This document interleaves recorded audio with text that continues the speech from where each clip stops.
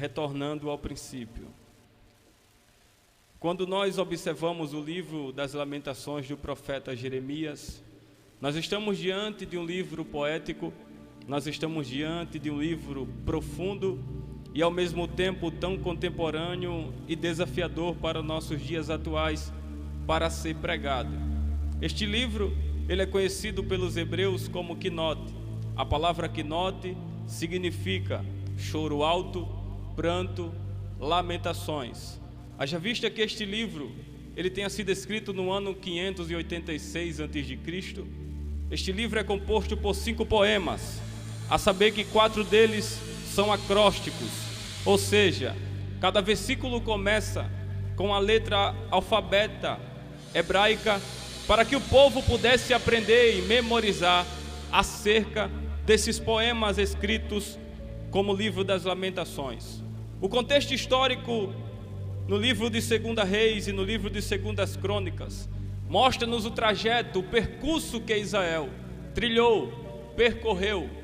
Haja vista que essa nação, que sempre pensava ser a única nação, a saber que este povo, que sempre pensava ser o único povo, e pensava que era a única nação que viveria as melhores coisas que de Deus viria.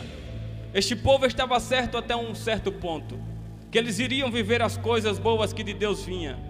Porém Deus imediatamente decreta, assina, coloca um pacto, uma aliança, para que o povo viesse a viver aquilo que eles queriam viver.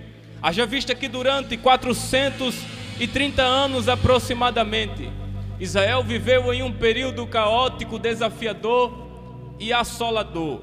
Porém, quando Deus retira Israel desse período desafiador de 430 anos aproximadamente, Israel estava pronto para viver as melhores coisas que de Deus viria.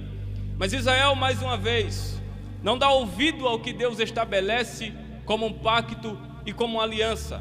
Porém, o povo, ao ponto de não dar ouvido, Israel, que não é uma escolha de baixo para cima, mas é uma escolha de cima para baixo, Israel que foi escolhida do coração do próprio Deus.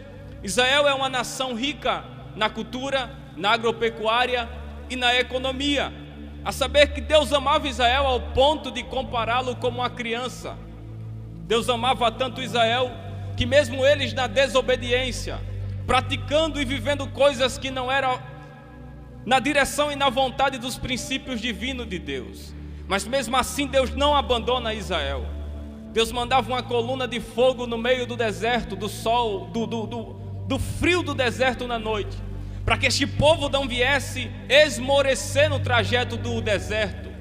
De dia Deus mandava uma nuvem para guiar, para proteger, para conduzir o povo no meio do sol escaldante do deserto. E mesmo Deus cuidando, mesmo Deus zelando, Israel nunca escolhia traçar os projetos divinos que Deus havia estabelecido. Deus compara o amor dele para Israel como um pai, como uma criança. Israel era símbolo de uma criança que sempre estava depositado no colo de Deus. Deus dava, Israel clamava, Deus ouvia, Israel pedia. E quando Israel pegava aquilo que Deus estava colocando na sua mão, Israel se voltava contra o Deus, o qual cuidava, o qual lhe protegia. E Deus precisava urgentemente de uma voz no meio de Israel. E Deus vai justamente na torre real à procura de alguém. No capítulo 5 do livro de Isaías, Deus procura e a voz de Deus ecoa naquele ambiente dizendo: a quem enviarei? E quem há de ir por nós? Imediatamente Deus conduz o trajeto para o profeta Isaías, messiânico, filho de Amós. Isaías disse: eis-me aqui. E através de Isaías agora, Deus tinha uma voz do meio de Israel, que estava em um declínio espiritual, moral e desafiador. Haja vista que no capítulo 5, Deus dá ordem para Isaías, fala para Israel, que ele, se andar no meio do fogo, a chama não vai arder em ti. Se eles passar sobre as águas não vão submergir a ele, porque eu tenho cravado Isaías, o nome de Israel na palma da minha mão direita. No capítulo de número 6 do livro de Isaías, Deus continua falando para Israel e Deus diz imediatamente: Isaías, O boi conhece o seu dono, o jumento a mão do seu possuidor, mas o meu povo não me conhece, o meu povo não me entende. Fala Isaías para esse povo que se eles voltar para mim, eu voltarei para eles. No capítulo de número 45, quando Deus percebia que o povo já estava ouvindo a voz dele através de uma voz profética que era Isaías, Deus fala: Isaías, diz para Israel: ó, como eu queria cuidar de ti, ó Israel, assim como a galinha cuida dos seus pintainhos debaixo das suas asas. Fala Isaías que este povo, se não se converter, a espada vai descer sobre eles. Quando Deus percebia que Israel estava entendendo o que Deus estava falando, diz alguns historiadores que nesse interim de tempo, aonde não tinha mais possibilidade de Deus falar por intermédio de Isaías, porque diz alguns historiadores, e a Bíblia relata, que Isaías foi cerrado de cima a baixo, porque os homens queriam calar a voz de Deus de qualquer maneira. Haja vista que ao tentar calar a voz de Deus de qualquer maneira, os homens pegam Isaías e cerram Isaías imediatamente. Haja vista que ao cerrar Isaías para calar a voz de Deus, eles tentam calar, eles tentam parar, e eles até matam Isaías, que era o porta-voz daquela nação. E ao cerrar Isaías pelo meio, eles disseram: acabou, já não tem mais possibilidade de ninguém falar mais daquilo que Isaías estava falando. No capítulo de número 49, Deus usa um princípio remoto de uma possibilidade para falar, para trazer para o povo que Deus não parou de falar, porque para pregar a verdade a humanidade tenta parar, mas Deus está à procura de protestante para bater de frente contra a causa pecaminosa nesses últimos dias. Quando parecia não ter condição nenhuma, Deus usa um princípio remoto no capítulo 49 do livro de Isaías e vai ao encontro de alguém em Anatote. Deus imediatamente vai em Anatote. A palavra Anatote significa Anatá, que significa ambiente pequeno. E nesse ambiente pequeno Deus chega na casa de um sacerdote por nome de Uquias, e ele chega dizendo: antes que eu te formasse no ventre, eu te conheci. Antes que saíste dela, eu te santifiquei, e as nações eu te dei por profeta. Deus estava chamando no ambiente pequeno Jeremias. Jeremias agora, diz alguns historiadores, como o Flávio Joséfo diz, que nenhum jovem queria ser oráculo de Deus, nenhum jovem queria estar no ambiente que Isaías havia estado, porque se Isaías foi cerrado pelo meio, quem seria Jeremias para não ser cerrado? Todos os jovens saíam da presença com medo do sistema, porque o sistema queria paralisar a voz de Deus daquele ambiente. Podem até prender a noiva, podem até fechar as portas, podem até parar os eventos, só não podem calar a voz de uma voz profética na última hora. Deus chega em Anatote, e quando o menino Jeremias escuta Deus falando com ele, porque não é Jeremias que fala, é ele que escuta, Deus chega dizendo: antes que eu te formasse no ventre, eu te conheci, e antes que saíste dela, eu te santifiquei.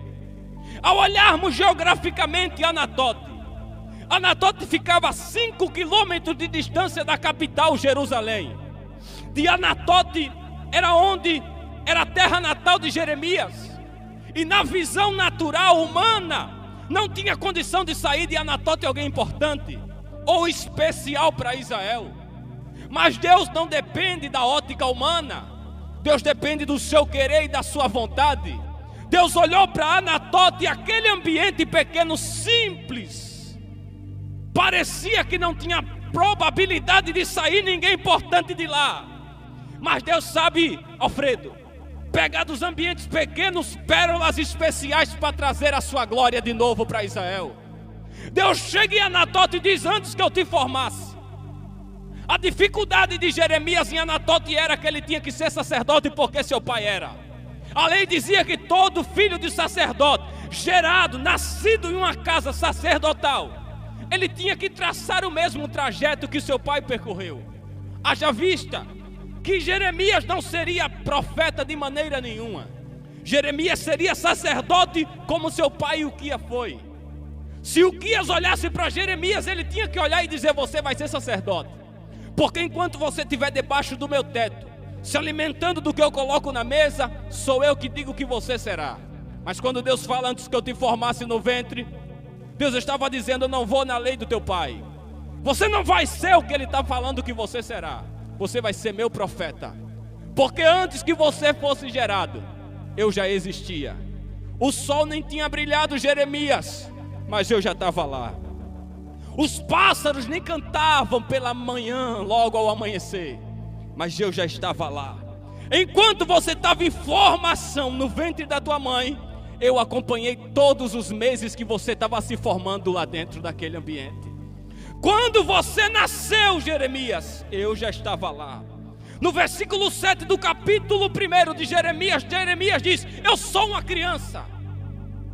Jeremias estava mostrando: eu não tenho condição nenhuma de efetuar uma ação profética em Israel. Isaías foi morto, eu vou ser o próximo. Ao olhar natural humano, seria de fato o mesmo caminho. Mas Deus tem sempre um projeto, um propósito em meio à dificuldade da vida. Quando Deus chama e Jeremias fala: eu sou uma criança, Deus estava dizendo: não se preocupa não. Sou eu que vou colocar a palavra na tua boca, e tudo que eu falar você vai ter que dizer para a nação. Quando Jeremias escuta dizendo: antes que eu te formasse, ele estava dizendo: Jeremias, no dia do teu nascimento eu estava lá. Eu sabia todas as vezes que você iria chorar, e eu sabia todas as vezes que você permaneceria de pé. Eu também estava lá.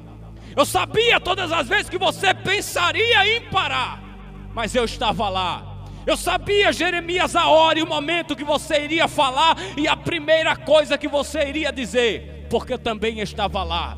Porque antes que o planeta, a terra e a sol existisse, eu já existia, Jeremias. E eu estou lhe dando a condição de você entender que a chamada vai ser dificultosa, mas eu continuo com você no meio do caminho. Jeremias entra no contexto de Israel. E quando Jeremias entra no contexto dessa nação, Jeremias no capítulo de número 20 do livro de Jeremias, após ele ter começado e atuado o ministério profético, Jeremias agora olha para Deus, Alfredo, e ele diz: Senhor, tu me enganaste, tu me persuadiste, persuadido eu fiquei. Agora eu prego e ninguém me dá ouvido. Agora eu falo e o povo zomba de mim. É por isso que Isaías falava: quem dará crédito à nossa pregação? Quando Jeremias fala: Senhor, tu me enganaste, eu me tornei vergonha e opróbrio no meio do povo.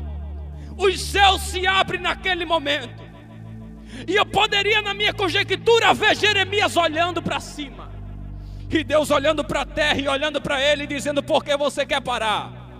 Eu quero parar porque ninguém me dá ouvido. Eu quero parar porque ninguém me dá atenção quando eu prego, quando eu falo. Deus poderia dizer, presbítero Marinho e Alfredo: pare, Jeremias.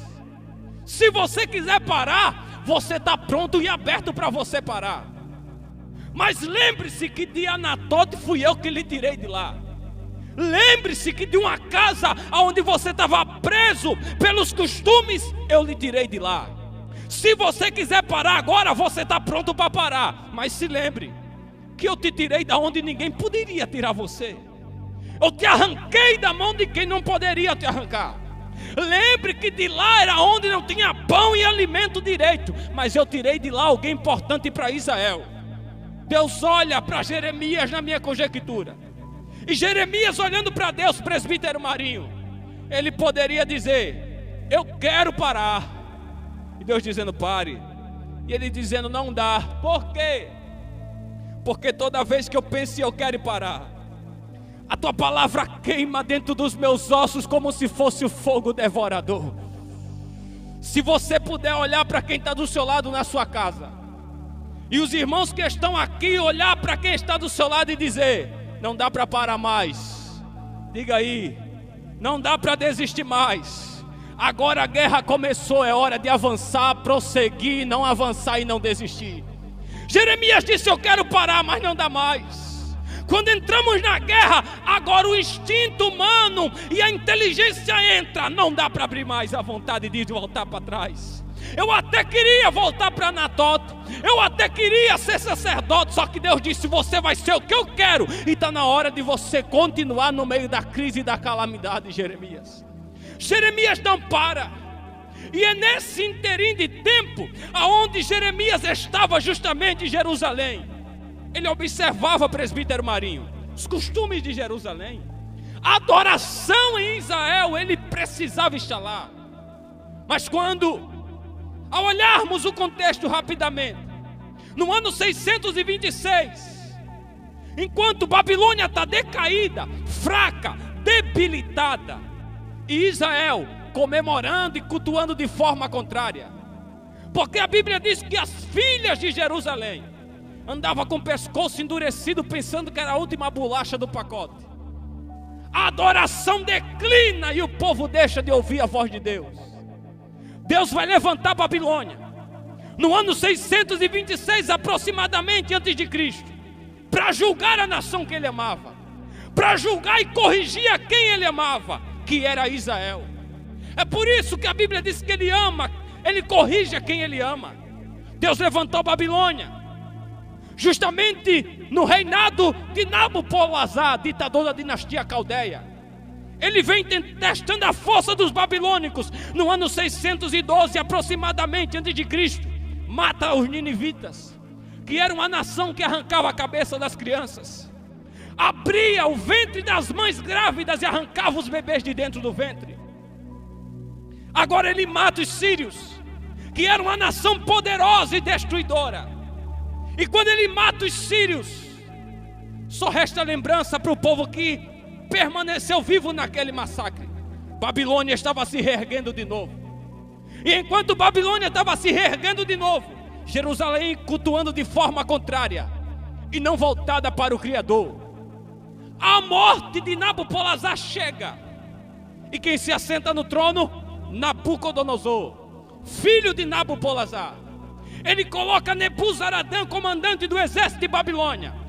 Toma os territórios perdidos por seu pai, incluindo Judá e os filhos de Josias, que se mostraram constantemente contra os babilônicos. Deus estava levantando uma nação para ensinar para Israel que ninguém brinca com Deus de Israel. Deus estava levantando outra nação que estava abatida no chão, para instruir e ensinar a Israel a trilhar caminhos certos em tempos de dificuldade. Porque enquanto Israel, presbítero Marinho, não estava nem aí para os preceitos e os princípios divinos, Babilônia estava vindo como um exército pronto para a marcha, para derramar sangue em Jerusalém. As portas são queimadas a fogo. Babilônia chega em Jerusalém e rouba os tesouros. É por isso que no livro do profeta Neemias, as portas estão queimadas a fogo, os muros derribados. E Neemias senta, chora e ora, porque Jerusalém era o símbolo da presença de Deus. Em Jerusalém tinha glória, tinha presença, tinha poder, tinha lágrimas em Jerusalém. A presença descia constantemente naquele ambiente. Haja vista que agora acontece a primeira leva de exiliados cativos para a Babilônia. Aproximadamente 15 mil a 128 mil exiliados na primeira leva para a Babilônia. Quem está no meio? Daniel, Ananias, Misael e Azarias. A segunda invasão chega e é aproximadamente levados cativos para a Babilônia aproximadamente 50 mil judeus. Ezequiel está na segunda leva. E aonde está Jeremias? Debaixo dos escombros. Jeremias foi o único que sobreviveu àquele massacre, porque diz alguns historiadores: ninguém toque em Jeremias, ele não pode ser morto. Alguns historiadores dizem que ele foi para o Egito, e após a destruição de Jerusalém ele volta. E quando ele volta, ele começa a escrever o livro das Lamentações. Ele olha Jerusalém como estava. É por isso que Jeremias é conhecido como profeta das lágrimas. E como não chorar, Alfredo? Aonde a cidade que ele foi gerado, que ele foi criado, que ele teve amadurecimento, estava em meio à destruição, em meio à miséria. Jeremias dá uma volta e ele começa a escrever no livro das Lamentações, no capítulo 1. Ele diz: Senhor, como está solitária aquela que já foi tão populosa. Como está a Jerusalém, aquela que antes recebia visitante e agora está como uma viúva. Não tem os seus amigos, nem os seus amantes para abraçá-la, para acariciá-la. Jerusalém chora de dia e de noite. Os seus adversários entraram e permearam sobre ela. Como está agora os sacerdotes, Senhor? Choram de dia, de tarde e de noite. As jovens de Jerusalém estão amedrontadas por toda parte. E os filhos dos pais ricos estão mendigando nas praças, pedindo esmola. Olha para nós, Senhor. Quando o seu povo cai na mão do inimigo e ninguém o ajudou, e seus adversários viram e zombaram justamente no sábado sobre nós, o desprezo, o pranto e a lágrima entrou em Jerusalém. Jeremias continua dizendo: o adversário estendeu a mão sobre ela. Senhor, está faltando pão para o povo, está faltando água para o povo. No capítulo de número 2, Jeremias continua dizendo: como subiu a filha de Sião como a nuvem na sua fúria, amarraçou desde os céus a sua beleza de Jerusalém ou de Israel. Em sua ira feroz, o Senhor cortou o chifre de Israel e retirou a sua mão direita de perante o inimigo e queimou contra Jacó como um fogo flamejante. Senhor, como foi o inimigo? Ele tragou Israel e destruiu a alegria do povo. Não tinha mais, Alfredo, adoração. Não tinha mais barulho de glória. Isso nos faz chorar em um tempo desse que a gente vive, aonde a tristeza permeia no meio de lares, aonde não tem pão, não tem nem água para a nação beber nesses últimos dias. Era isso que Jeremias estava vivendo. O sofrimento do povo, Jeremias estava levando sobre ele naquele momento. No capítulo de número 3, Jeremias vai falar do que ele se torna no meio do povo. E ele diz: eu fui escárnio no meio de todo o povo. A sua canção se tornou vergonha e amargura no meu lábio. A minha alma os tem lembrança e está humilhada dentro de mim. Mas as tuas misericórdias,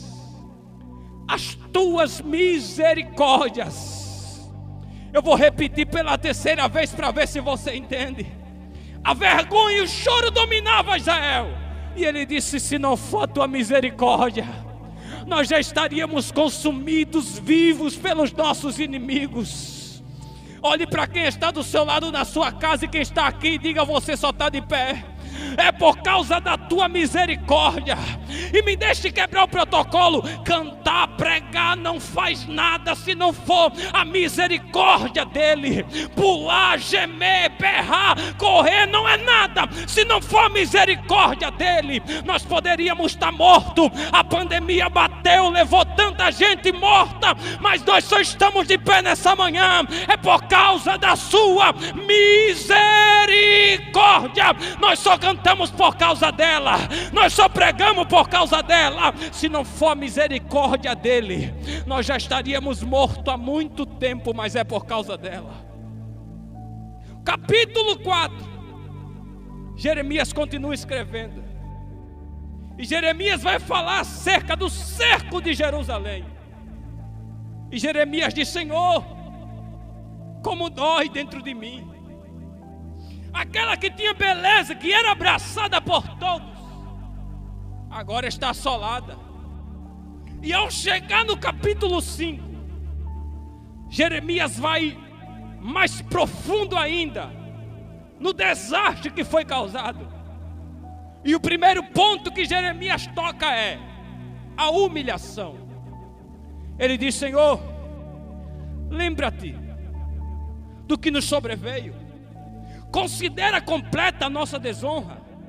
A nossa herança foi passada a estrangeiros, e a nossa alegria passada a forasteiros, Senhor. Os velhos e os jovens precisam trabalhar para comprar da sua própria água que era dele. Jeremias está se colocando porque não tinha presbítero Marinho, nem Ezequiel, nem os 4 jovens que estavam na Babilônia podia Fredo se colocar e entender o sofrimento de Jerusalém naquele momento como Jeremias. Ele toca na humilhação, porque Jerusalém era rica na agropecuária, na economia, uma nação pequena, mas tão produtiva. Se você abrir agora o Google, pesquisa sobre Israel, os frutos que Israel dava, as frutas que Israel produz, os campos verdejantes de Israel, como era e como é. Mas nesse momento aqui, a morte chega. O povo pedia pão, Valfredo, que eles mesmos tinham e produzia, mas agora estava passado a estrangeiro e precisava comprar aquilo que já era deles. A humilhação chega em Israel, ao ponto dos pais ricos daquela época, os sacerdotes não tinham fala naquele momento. E Jeremias chega e diz: Senhor, a humilhação chegou, porque como uma nação que tinha poder, que estava privilegiada, agora está humilhada. Quando a humilhação chega, nós não conseguimos permanecer de pé. A humilhação chegou na casa do rei Ezequias. Ninguém visitava o rei, porque as feridas do corpo dele fedia, sentia mau cheiro de longe. Colocavam algumas plantas medicinais para estancar o mau cheiro e as feridas, mas quando tirava, ficava mais podre ainda, Alfredo. A tristeza em Ezequias bateu, presbítero Marinho.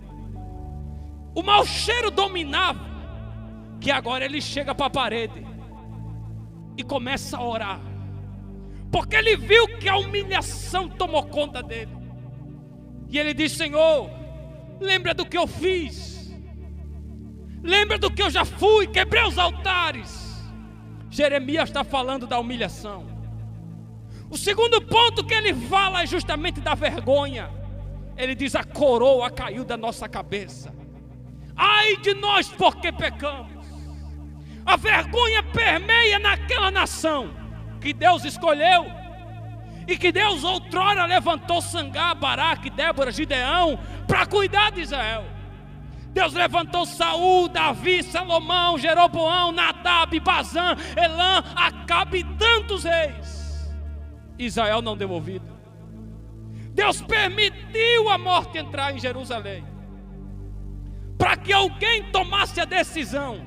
A vergonha chega, a coroa caiu, e a coroa cair da cabeça de uma nação é a honra da nação ir embora. O pranto dominou e a alegria cessou em Jerusalém.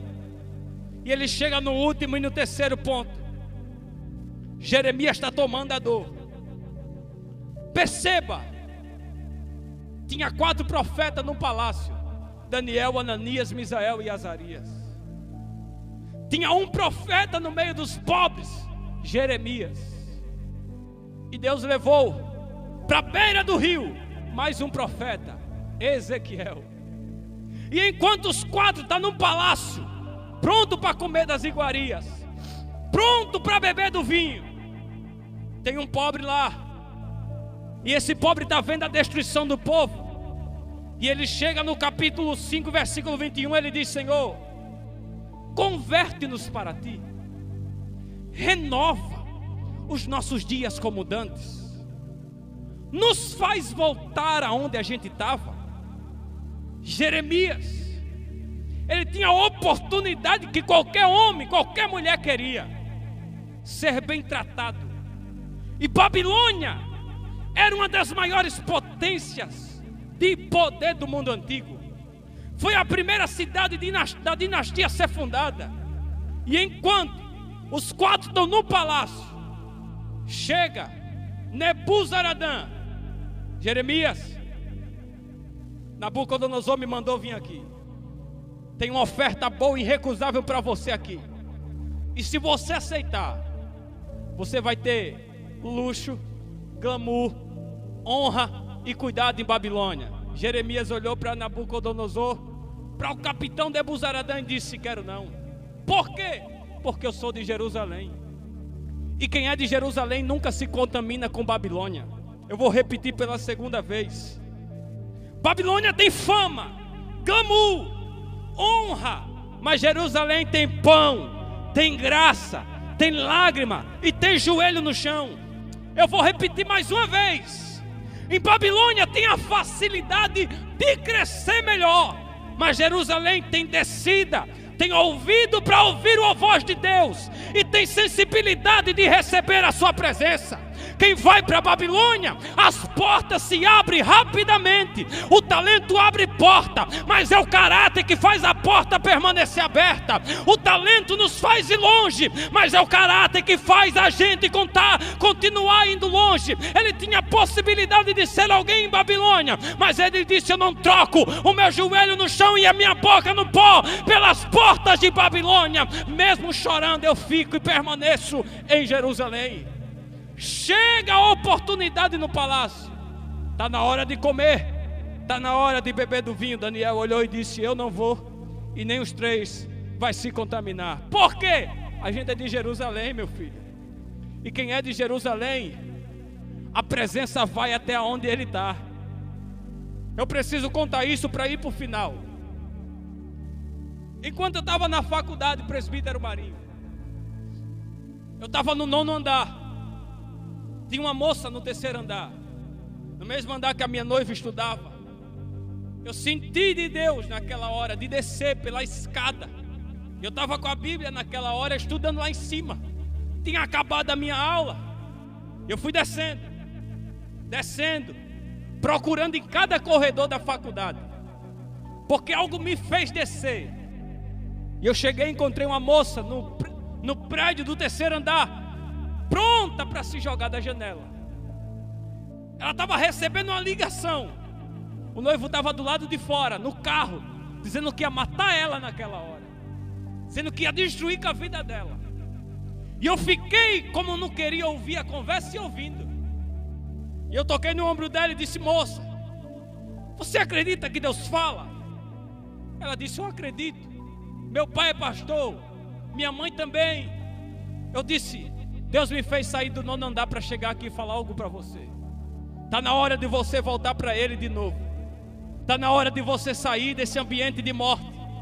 Deus hoje está transformando ambiente de morte em ambiente de vida. Ela dobrou o joelho na faculdade Presbítero Marinho, levantou a mão e aceitou Jesus naquele momento.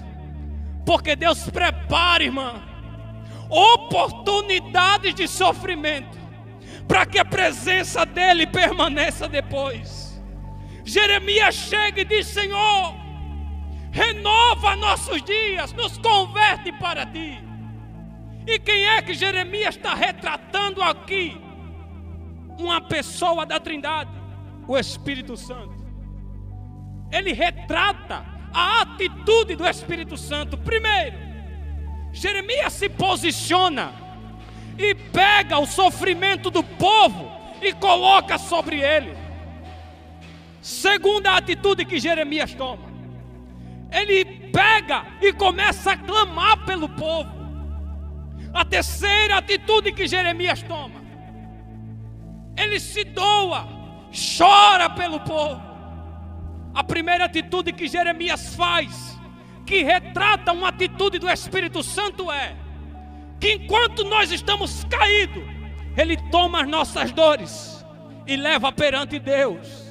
A segunda atitude que Jeremias toma, igual a do Espírito Santo, é que ele chora por Israel e o Espírito chora pela igreja.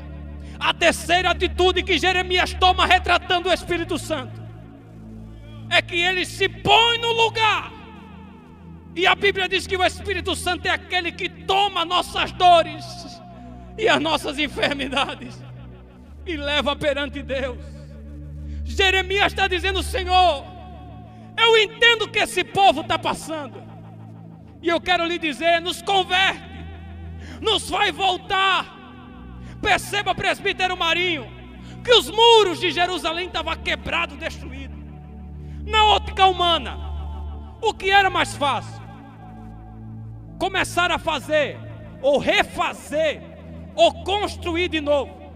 Na ótica natural, é mais fácil continuar do que destruir e fazer tudo novo.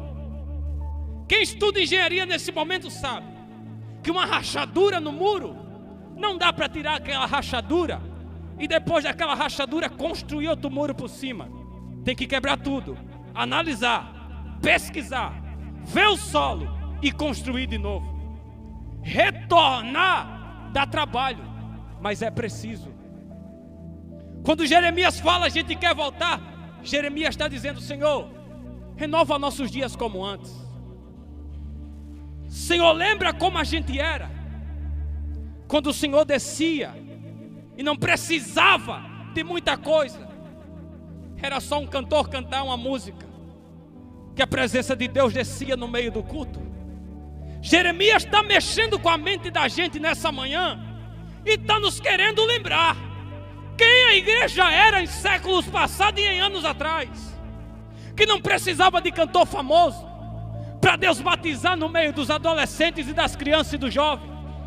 Não precisava de pregador de nome, não precisava, porque o maior pregador já se fazia presente quando tivesse dois falando sobre ele. A igreja passada era só dobrar o joelho que a presença descia no meio do povo. No ciclo da oração tinha poder, no jovem tinha poder, porque a igreja perseverava unanimemente em oração. Atualmente nós estamos fracos. Fraco, Elias, é. A igreja está faltando tomar uma injeção, sabe de quem? Do Espírito Santo. Lembra quem Deus levantou? Billy Graham, um jovem de 15 anos, foi na casa de John Wesley fazer uma excursão. Chegou lá, dobrou o joelho, e a oração de Billy Graham foi essa: como tu usaste John Wesley, me usa, faz de novo.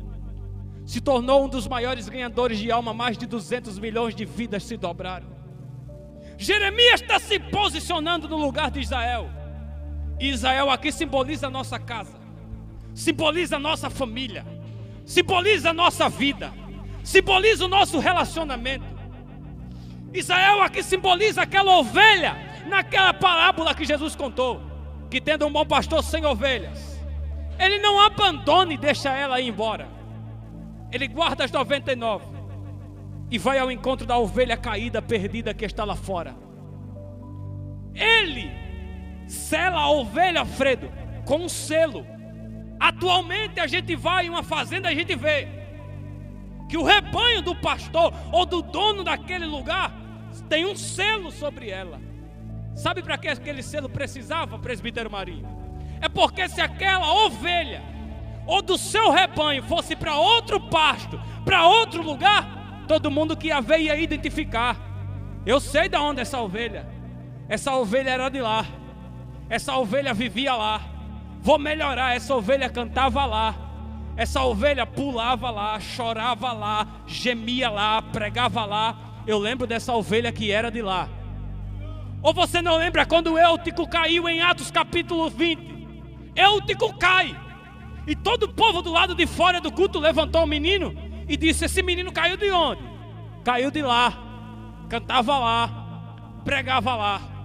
Ou você não lembra quando em Atos 2 o Espírito desceu para selar a igreja, e todo o ambiente que Pedro passava dizia: esse daí é Galileu, porque o selo identificava.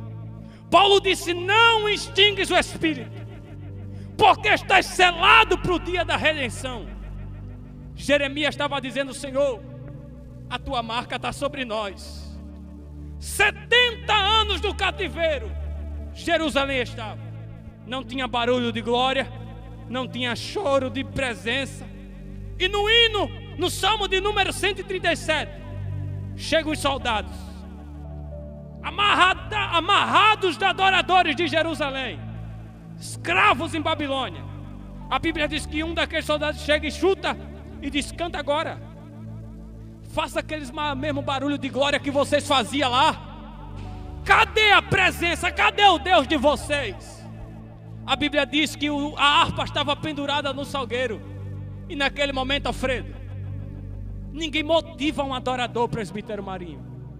Motivaram Pedro e Paulo e Silas, a cadeia se tremeu e eles foram soltos. Moveram Ana e Samuel nasceu. Ninguém motiva um adorador. Você já percebeu que quanto mais perseguem, mais você adora? Quanto mais calúnia, mais você continua adorando? É porque um adorador precisa de motivação para continuar adorando no meio da guerra. Aqueles adoradores estão sendo espancados. Cantem, façam alguma coisa agora. A Bíblia diz que um daqueles adoradores não suporta, se levanta, e o texto do Salmo 137 abre um espaço e diz: Jerusalém, esqueça a minha mão direita da minha mão esquerda, a minha língua grude no céu da boca. Se eu não me levantar agora e pegar a harpa e tocar de novo, eu vou adorar. Perceba que ele estava em terra estranha. Eles estavam em Babilônia. E independente da terra ou do ambiente que um adorador estiver, porque não é o ambiente que faz você, é você que faz o ambiente. Hoje eu não vim falar muita coisa aqui.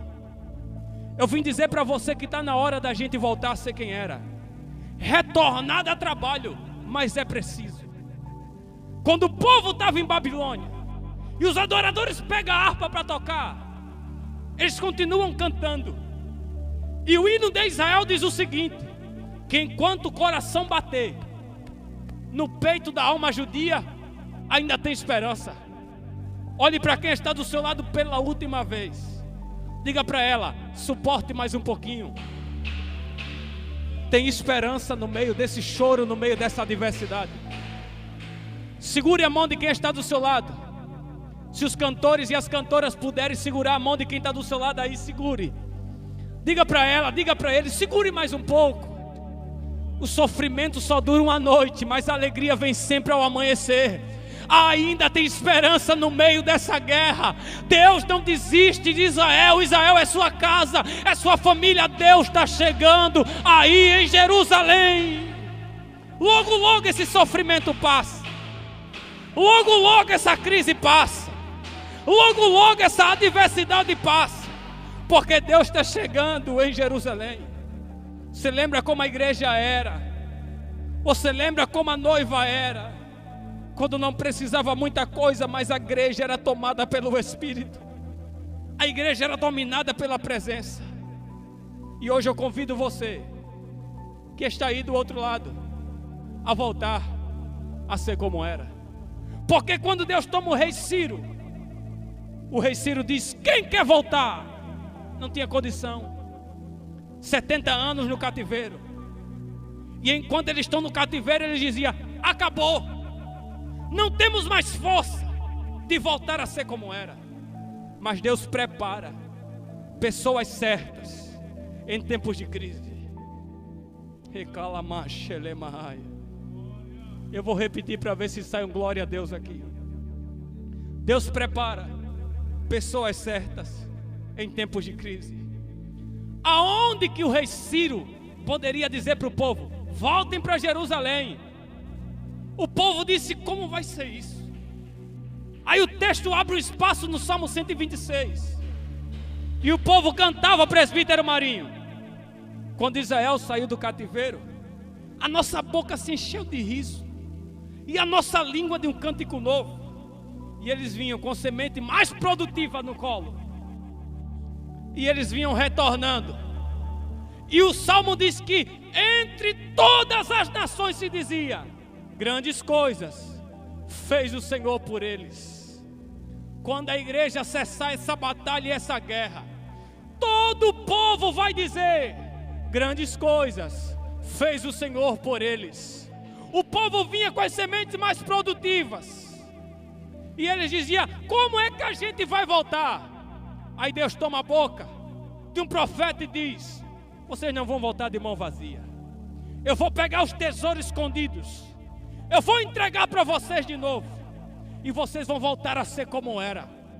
Deus hoje está convidando você a voltar a ser quem era, a chorar, a adorar e a gemer de novo na sua presença.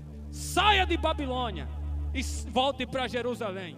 Onde está a primeira vida para Jesus nessa manhã? Que quer voltar para a presença dEle, que quer ser incendiado por Ele de novo. A oportunidade é essa, o dia é esse. Volte para Ele, antes que Ele volte para você. Que o eterno Deus abençoe, em nome de Jesus.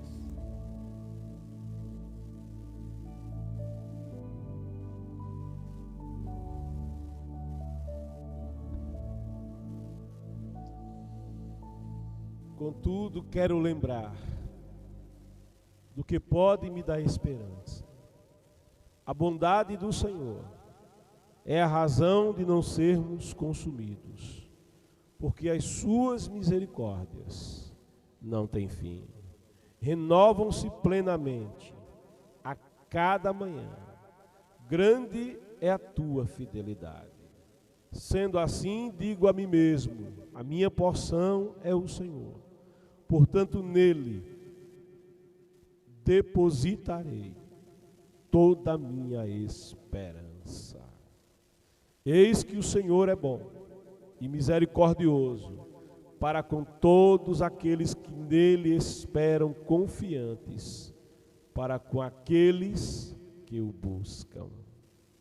O 21 do capítulo 5, lido pelo Elias, diz: ó Eterno, restaura-nos para ti mesmo, Senhor, para que retornemos. Renova os nossos dias como os de antigamente. Oh glória! Há um convite sendo feito para você retornar. Elias descreveu um cenário de desolação total. Esse cenário aconteceu com a nação de Israel, mas também acontece com a vida daquele que se afasta dos caminhos do Senhor. Esse é o cenário espiritual de quem não desfruta da comunhão com o Senhor, quem deixa o caminho do Senhor, quem se afasta do Senhor. Por isso um convite está sendo feito a você, filho pródigo, filha pródiga, retorna. É tempo de retornar, é tempo de renovo. A primeira vida está, aleluia, sinalizando a sua decisão nessa hora. Glória a Deus, oh glória, aleluia. Eu sinto alegria na minha alma, e a Bíblia diz que há alegria no céu por um pecador que se arrepende. Há uma alegria enorme, grande. Os anjos de Deus adoram, cantam. O coração de Deus se alegra. Oh glória, aleluia. Porque uma vida está voltando da desolação. A segunda vida, oh glória a Deus. A festa dobrou agora. Aleluia. Está havendo renovo. Está havendo restauração. Aleluia, glória a Deus. Renovo. Os dias como de antigamente. Senhor, restaura os nossos dias como de antigamente. Esse é o convite de Deus para a tua vida hoje. Esse é o convite de Deus para o teu viver agora. Há um texto, esse livro de Lamentações de Jeremias, ele é profundo, ele é impactante. No capítulo 2, do verso 18, diz assim: clama, pois, a Yahvé, ó povo de Sião, corram as tuas lágrimas como um ribeiro de dia e de noite. Não te des descanso algum, nem encontrem repouso os teus olhos. Ergue-te, aleluia, ergue-te, te levanta, clama de noite, no princípio das vigias, durante o meio da noite, faz o teu coração derramar como águas diante do Senhor,